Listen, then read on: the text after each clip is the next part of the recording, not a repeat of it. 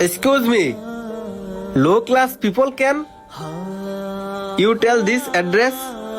Actually, I am new here. Could not find this address. So, please can you address? Hello, are you Risili? Oh shit, আমি তো ভুলে গেছিলাম গ্রামের অশিক্ষিত মানুষের কাছে আমি ইংলিশে অ্যাড্রেস জিগাইতাছি। কোনো সমস্যা নাই, আমি বাংলাতে বলতাছি। এই নাদিয়া ফার্মেসিটা আটারকল কোন জায়গায় আছে তুমি কি বলে দিতে পারবা? বুঝলাম না, তোমার বাবা কি তোমার বাংলা শিখায় নাই? আমি তো বাংলা কথাই বলতেছি। ঠিক আছে, কোনো সমস্যা নাই। অশিক্ষিত মূর্খদের কাছে আইসা আমার সময়টাই নষ্ট হইতাছে। আমি অ্যাড্রেসটা হয়তো অন্য কারো কাছে জিগাই যাই। Excuse me, sir. I know good Bangla and English.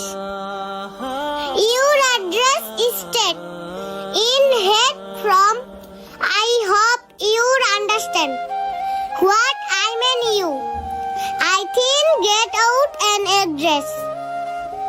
Sir, আমি তখনই আপনার প্রশ্নের উত্তরগুলো দিতে পারতাম। তখন আমি প্রশ্নের উত্তরটা কেন দেইনি জানেন? আপনার প্রশ্ন করার ধরনটা উল্টো ছিল।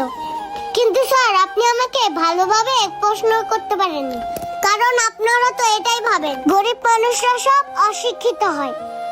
স্যার, এটা একদমই না। আমার বাবা আমাকে যুদ্ধ করার মতো তৈরি করছে, যেন আপনাদের মতো কিছু মানুষকে জবাব দিতে পারি। স্যার, এখন মনে হয় আপনি আপনার সব প্রশ্নের উত্তর পেয়ে গেছেন। ও মাই গড, তুমি ছোট থেকে আমি তোমাকে কোনো সম্মানই করি না।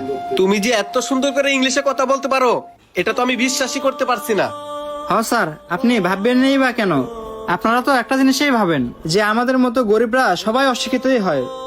শোনেন স্যার, আপনাকে বলি কি, আপনার এই চিন্তা ভাবনা বাদ দেন। এই যে আমার মেয়েটাকে দেখতেছেন না, ওকে নিয়ে আমার অনেক আশা আছে। আমার এই মেয়েটাকে ইংলিশ মিডিয়ামে লেখাপড়া করে অনেক বড় কিছু বানাবো। আর স্যার, একটা কথা শোনেন, ওর এই পর্যন্ত এমন কোনো ক্লাস নাই সে ক্লাসে ও 1 নাম্বার রোল না করতে পারছে। স্যার, আমরা গরিব বলে যে আমাদের সন্তানেরা লেখাপড়া করতে পারবে না, এটা কিন্তু আপনার একদমই ভুল ধারণা। আর আমরা তো মানুষ চাইলে না কি করতে পারে। শুধু আপনি আর আমি না, সকল মানুষের ইচ্ছা থাকলে তারা তাদের মেধা দিয়ে অনেক বড় কিছু হতে পারে। হ্যাঁ, আপনি এখন এটা বলতে পারেন যে আমাদের পোশাক আশাক দেখতে তেমন একটা ভালো না, আর আমরা যে ব্যবসা বাণিজ্য করি সেটার সাথে কি আমাদের এটা মানায়? তবে স্যার, একটা কথা মাথায় রাখবেন, কর্ম তো কর্মই, কর্মকে কখনোই ছোট করে দেখবেন না। আপনিও তো একটা কর্ম করেন, হয়তোবা আপনারটা অফিসিয়াল, আর আমি ভ্যান গাড়িতে এভাবে দাঁড়িয়ে কাঁচামাল বিক্রি করি।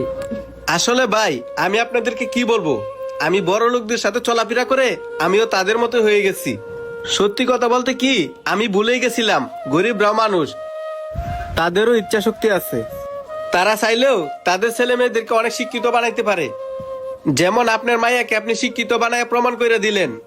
গরিবরা চাইলেও তাদের সন্তানকে পড়াশোনা করে ভালো শিক্ষিত বানাইতে পারে।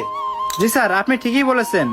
কথা আছে না, মানুষ ভালো মানুষের সাথে চললে মানুষ ভালোই হয়, আর মানুষ খারাপ মানুষের সাথে চললে মানুষ খারাপ হয়। তাই আপনি হয়তোবা কিছু অহংকারী মানুষদের সাথে মিশে আপনিও তাদের মতো হয়ে গেছেন। হ্যাঁ ভাই, আপনি ঠিকই বলছেন। আর শুনেন ভাই, এতক্ষণ আপনাকে যে আমি ছোট করে কথা বলছি তার জন্য আমি লজ্জিত, পারলে আমাকে ক্ষমা করে দিবেন। আরে স্যার, এই ছোট করে কথা বলার কথা বলতেছেন?